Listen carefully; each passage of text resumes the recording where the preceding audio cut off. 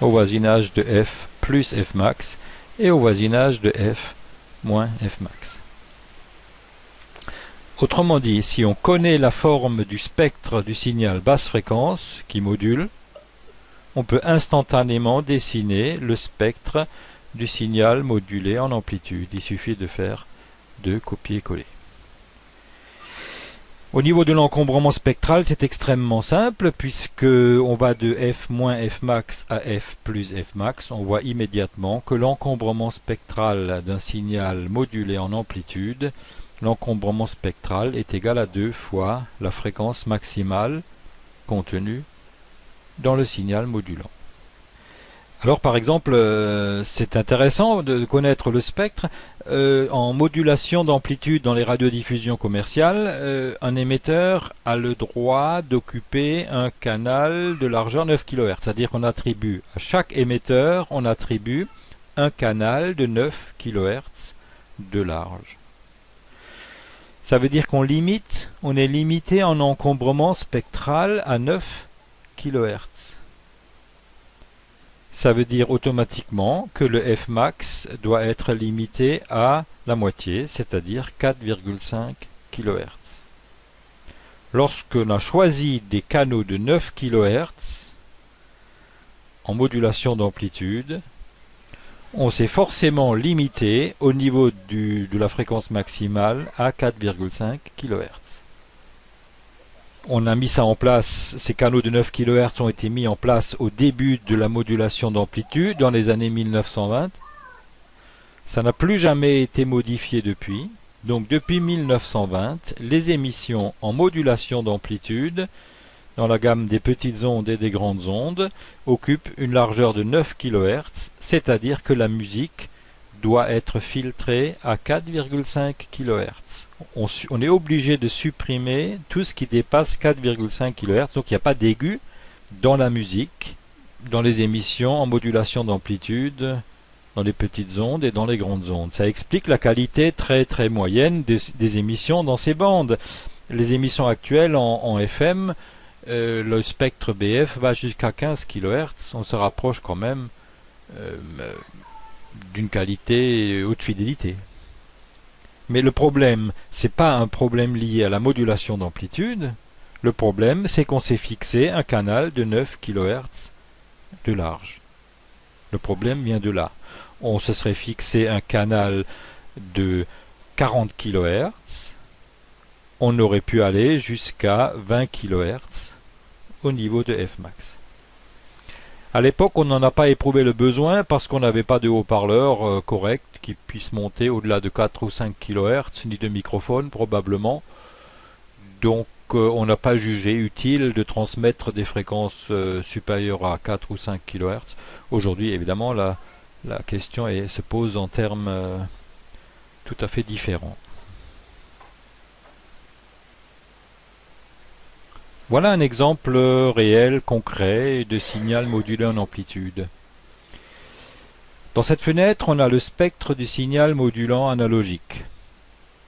C'est un signal un petit peu particulier. On a des composantes dans le spectre. Voilà, ça c'est le 0, la grande raie c'est le 0. Donc on a une raie A ici que j'ai appelée grand A, une raie B, une raie C, D, E et F. Voilà. On a 6 raies principales. Avec 20 kHz par carreau, on s'aperçoit que le Fmax est de l'ordre de 60 kHz par là. Et avec ce signal, je module en amplitude une porteuse à 1 MHz. Voilà le spectre du signal modulé. On a à peu près 1 MHz au centre de l'écran. Voilà l'arrêt à la fréquence de la porteuse. On retrouve la première raie A de chaque côté de la porteuse. Ensuite les raies B et C qui sont très proches. On les retrouve ici, B et C. Voilà, il manque le C. La raie D, la raie D, la raie E, la raie E, la raie F et la raie F. Et on voit bien qu'avec 20 kHz par carreau, on a 1, 2, 3, 4, 5, 6 carreaux de large. On on a une bande occupée de 120 kHz qui est bien égale à 2 fois Fmax. Ce qui est important de remarquer là, c'est que on retrouve dans les raies latérales, la raie latérale supérieure, la bande latérale supérieure et la bande latérale inférieure. Ces bandes ont la même forme que le spectre du signal modulant. C'est toujours comme ça, c'est jamais plus compliqué. Voilà. Les formes sont identiques. Il y a une ressemblance très forte entre le spectre du signal modulé et le spectre du signal modulant.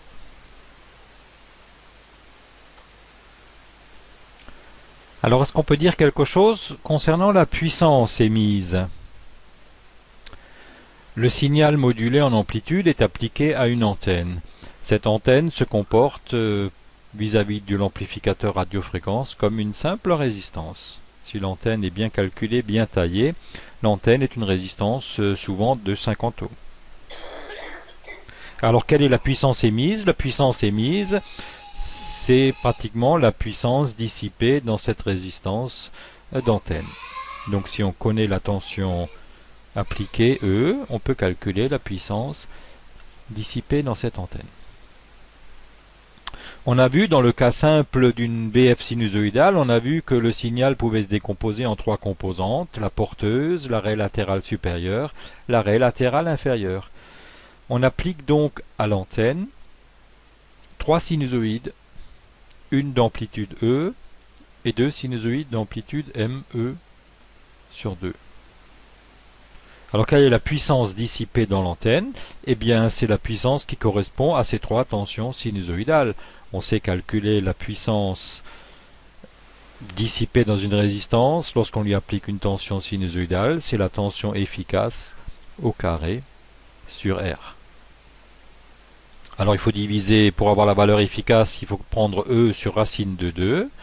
On élève au carré, ça fait E carré sur 2, divisé par R. Voilà la puissance qui correspond à cette fonction sinusoïdale, à cette tension sinusoïdale. Pareil pour la raie latérale supérieure, je divise par racine de 2, j'élève au carré, je divise par R. Pareil pour la raie latérale inférieure. Et j'ai donc une puissance qui s'écrit comme ça. Voilà. Alors ce qui est intéressant, c'est pas tellement cette formule, mais c'est de se rendre compte des puissances. On va prendre un exemple, on applique une tension de 50 volts, d'amplitude 50 volts, modulée avec un indice de modulation de 50% sur une antenne de 50 ohms. Eh bien si on fait des petits calculs de puissance, on trouve que dans la porteuse il y a 25 watts. La puissance correspondant à la porteuse est de 25 watts. La porteuse pour la raie latérale supérieure et la puissance pour la raie latérale inférieure, c'est 1,56 watts. Avec une puissance totale donc de 25 plus 1,56 plus 1,56, 28,12 watts. On se rend compte qu'on a énormément de puissance dans la porteuse, on a un petit peu de puissance dans la raie latérale supérieure et un petit peu de puissance dans la raie latérale inférieure. Si on module par de la musique ou de la parole, c'est la même chose. On a beaucoup de puissance dans la porteuse et un peu de puissance dans la bande latérale supérieure et un peu de puissance dans la bande latérale inférieure. Je me pose des questions. En l'absence de signal modulant, on émet 25 watts de porteuse. C'est pas un peu du gaspillage, ça? Et pourquoi envoyer l'information en double dans les 2 bandes latérales? C'est pas aussi du gaspillage? Oui, tu as tout à fait raison, Zenobia. L'information est effectivement dans les bandes latérales supérieures et inférieures. L'information n'est pas dans la porteuse. On s'est posé cette question, la question que tu te poses là, on se l'est posée il y a bien longtemps, et on a essayé de faire d'autres modulation d'amplitude et on a découvert qu'en supprimant la porteuse, donc en supprimant ces 25 watts de porteuse, en émettant juste les 2 bandes latérales, on ne perdait pratiquement pas en portée, mais évidemment l'émetteur consomme alors beaucoup moins puisque on n'a pas besoin d'émettre ces 25 watts de porteuse. Et on est allé plus loin encore, et on a essayé d'émettre qu'une des deux bandes latérales, et on s'est aperçu que la portée était pratiquement conservée avec une puissance beaucoup plus faible. C'est-à-dire qu'en émettant une seule bande latérale, on émet 1,56 watts au lieu des 28 watts, et on a à peu près une portée comparable. Alors ces nouvelles modulations, ces nouveaux types de modulation s'appellent les modulations en bande latérale double, ou modulation sans porteuse. Ça existe, ça s'est fait, mais on ne s'est pas arrêté en si bon chemin. Aujourd'hui, on fait beaucoup d'émissions en bande latérale unique. Ce sont des émissions dans lesquelles on n'émet ni porteuse, ni bande latérale inférieure, par exemple. On n'émet que la bande latérale supérieure. Ça s'appelle des émissions en bande latérale unique. On va préciser ce que c'est un tout petit peu plus loin dans le module.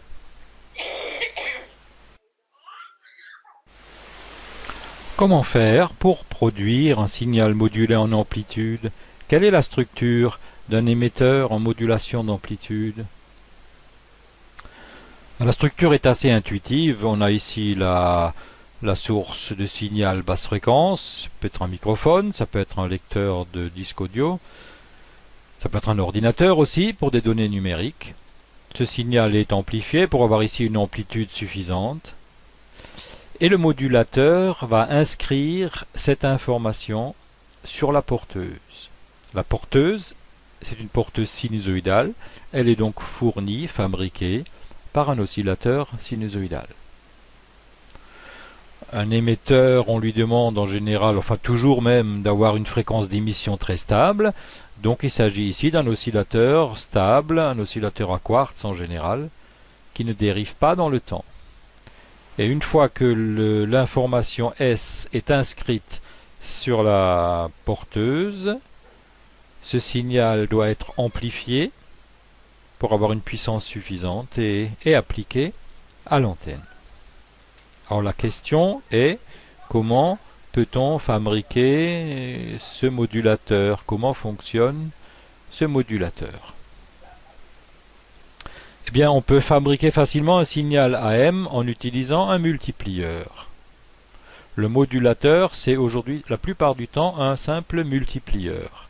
Ce multiplieur qui fait x, y sur k, k étant une constante caractéristique du multiplieur.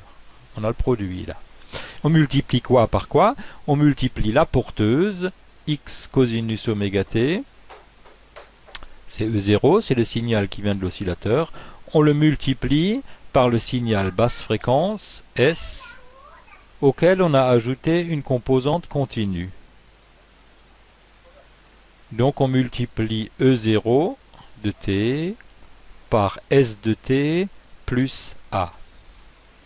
Qu'est-ce que ça donne? Ben, c'est pas difficile à écrire. Voilà A plus S de t, multiplié par la porteuse x cosinus oméga t, multiplié par le coefficient 1 sur k du multiplieur. Et si j'arrange un petit peu ça en mettant le grand A en facteur, et on regroupe tous les termes, on a x a sur k, facteur de 1, plus s de t sur a, cosinus oméga t. On a ici exactement l'expression de définition d'un signal en modulation d'amplitude. E, facteur de 1 plus k s de t, cosinus oméga t. Donc voilà, en sortie du multiplieur, on a un signal modulé en amplitude. Voilà l'amplitude de la porteuse qu'on a appelée E jusqu'à présent dans la formule. Et voilà le coefficient petit k de la formule du début du cours. 1 sur A. Et on a bien vu que le coefficient ici jouait sur l'indice de modulation. Donc en jouant sur la valeur de A, on va en fait jouer sur le M si la BF est une sinusoïde. Voilà, donc c'est le multiplieur qui est la fonction principale du modulateur d'amplitude. Au niveau du récepteur, il y a peu de choses à dire. On retrouve la structure habituelle du récepteur à changement de fréquence. Le signal modulé en amplitude est capté par l'antenne avec beaucoup d'autres signaux qu'on ne veut pas entendre. Le signal est amplifié par l'amplificateur radiofréquence à faible bruit. Cet amplificateur radiofréquence est sélectif pour éliminer la fréquence image, qui est un des problèmes liés à cette structure de récepteur. Ensuite, tous les signaux sont mélangés par le signal sinusoïdal de l'oscillateur local. Ils sont tous transposés vers les fréquences hautes et vers les fréquences basses. On a donc ici un très grand nombre de signaux, mais dans ces très grands nombres de signaux, il n'y a qu'un seul signal qui tombe à la fréquence centrale du filtre FI. C'est le signal que je veux capter qui a été déplacé à la fréquence FI grâce à l'oscillateur local. Cet émetteur va donc pouvoir traverser le filtre FI. Il va pouvoir être amplifié. On va pouvoir extraire l'information qui est dans l'enveloppe supérieure et dans l'enveloppe inférieure, bien sûr. Donc il y a une démodulation qui est faite.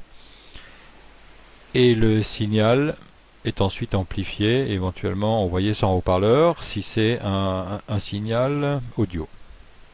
On a ici un circuit de contrôle automatique de gain qui est commandé par l'amplitude du signal basse fréquence à la sortie du démodulateur et qui agit sur l'amplificateur de fréquence intermédiaire et sur l'amplificateur radiofréquence. Si je comprends bien, le circuit de contrôle automatique de gain ajuste les amplifications des amplis RF et FI en fonction du niveau basse fréquence. Mais ça sert à quoi? Alors ce circuit de contrôle automatique de gain est très important en modulation d'amplitude. Si on se trouve à proximité de l'émetteur, on va avoir ici un signal d'amplitude élevée. Et on risque de saturer l'amplificateur radiofréquence d'entrée. Si l'amplificateur sature, le signal en sortie va être écrété. Et si le signal est écrété ou déformé, son amplitude va être déformée et on va perdre l'information. Quand on écrète en modulation d'amplitude, c'est toujours une catastrophe parce qu'on perd l'information puisque l'information elle est justement dans l'amplitude. Donc en modulation d'amplitude, il faut absolument éviter tout écrêtage. Et le circuit de contrôle automatique de gain est là pour ça. Si le signal est trop fort, le CAG réduit l'amplification de l'ampli FI et réduit l'amplification de l'ampli RF pour les placer en dehors de leur zone de d'écrêtage de saturation. Le détecteur crête est un montage très simple. Ça a été historiquement le premier démodulateur AM qu'on a utilisé. C'est parce qu'on savait faire des détecteurs crête qu'on a commencé à travailler en modulation d'amplitude.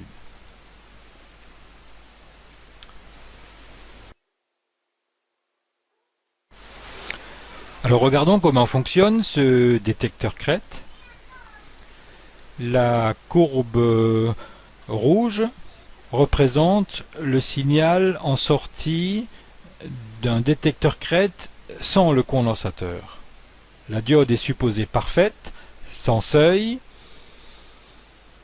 et le montage diode-résistance effectue simplement un redressement mono-alternance.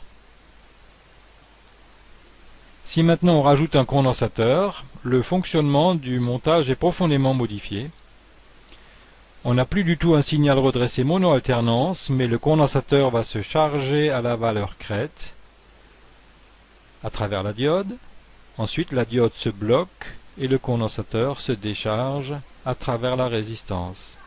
Le condensateur se charge, il se décharge, il se charge, il se décharge, et ainsi de suite.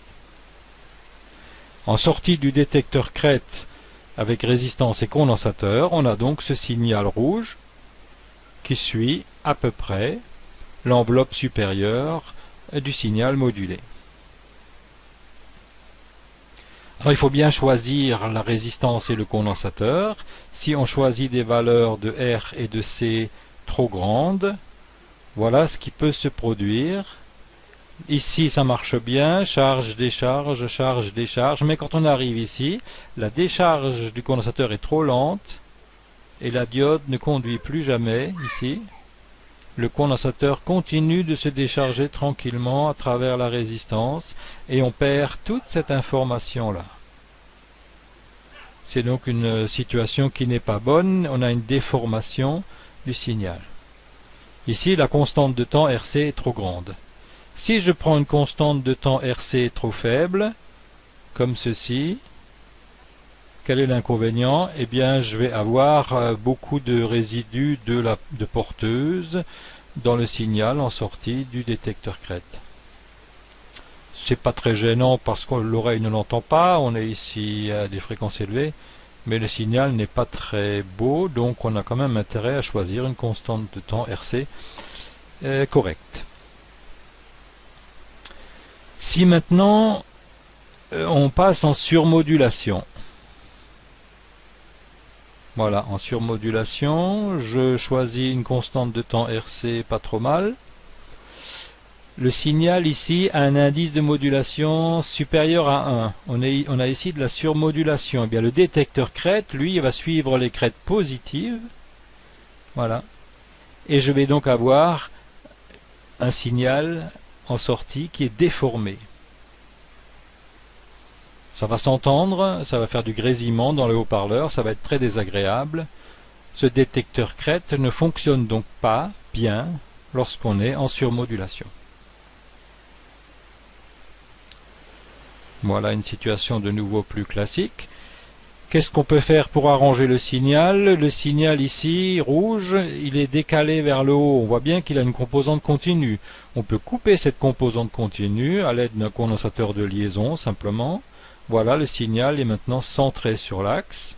Et pour supprimer le résidu de haute fréquence, il suffit de mettre derrière le détecteur crête un petit filtre RC passe-bas qui va lisser le signal et qui permet de récupérer l'information basse fréquence, le signal rouge ici, qui est le signal démodulé. Il a bien la même forme que l'enveloppe du signal initial.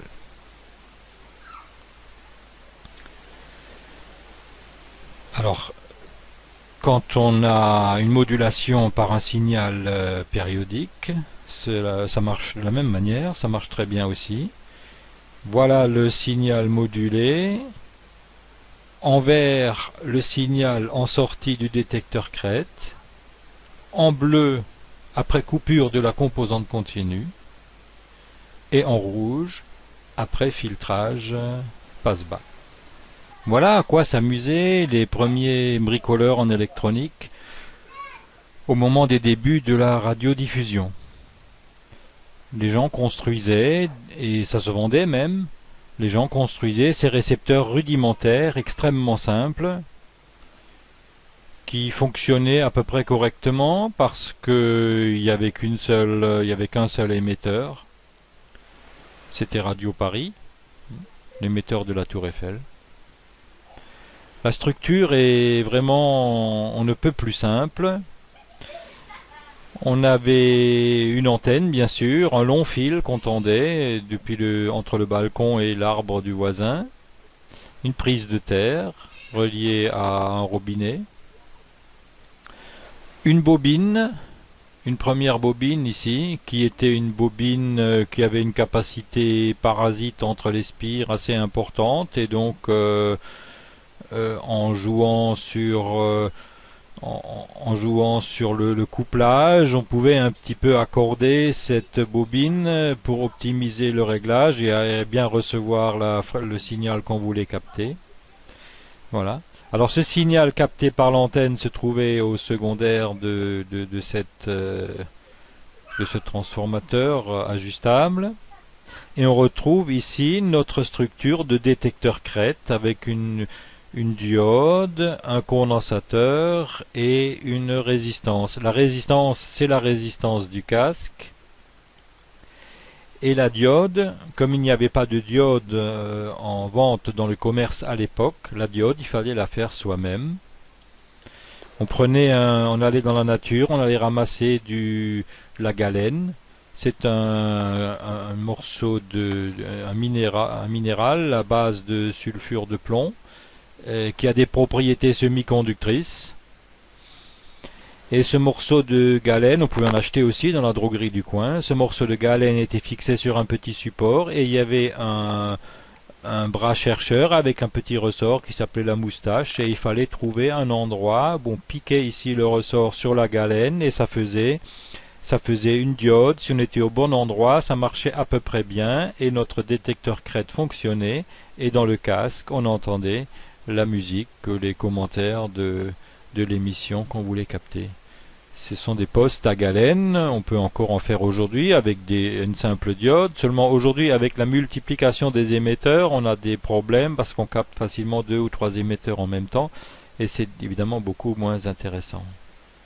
Alors bien sûr, à chaque petit mouvement, à chaque vibration, la moustache sautait et on perdait l'émission, donc il fallait rechercher un point, le bon point, pour recevoir à nouveau le signal. C'était l'époque héroïque des premiers bricoleurs en radioélectricité. Les récepteurs actuels, évidemment, n'ont plus rien à voir avec ces premiers récepteurs rudimentaires du début. On a ici un exemple de récepteur radio qui couvre un certain nombre de bandes dans les ondes courtes. Ce sont des bandes radio amateurs. Ce récepteur couvre sans trou, c'est-à-dire qu'il peut capter n'importe quelle fréquence entre 150 kHz et 30 MHz, plus la bande FM de 88 à 108. Ce sont des récepteurs à changement de fréquence. L'oscillateur, c'est même un récepteur à double changement de fréquence. Donc il y a un premier mélangeur, une première FI, et puis ensuite il y a un deuxième oscillateur local, un deuxième mélangeur et une deuxième FI. L'oscillateur local, c'est un oscillateur très stable c'est un synthétiseur de fréquence avec une boucle à verrouillage de phase verrouillée sur un quartz. Donc l'oscillateur local est très stable.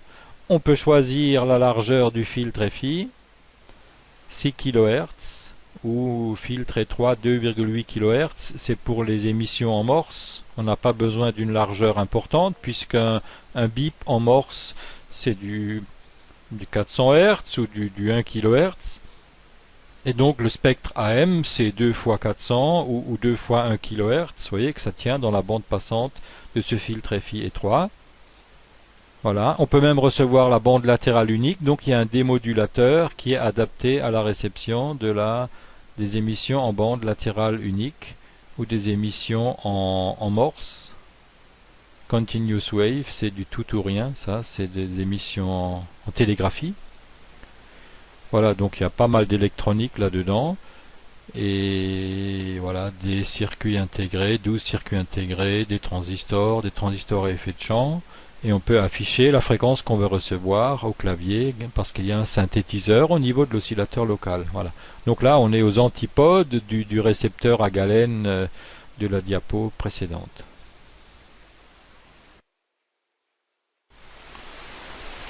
Il y a une autre manière de démoduler un signal AM, c'est le détecteur synchrone ou le démodulateur synchrone.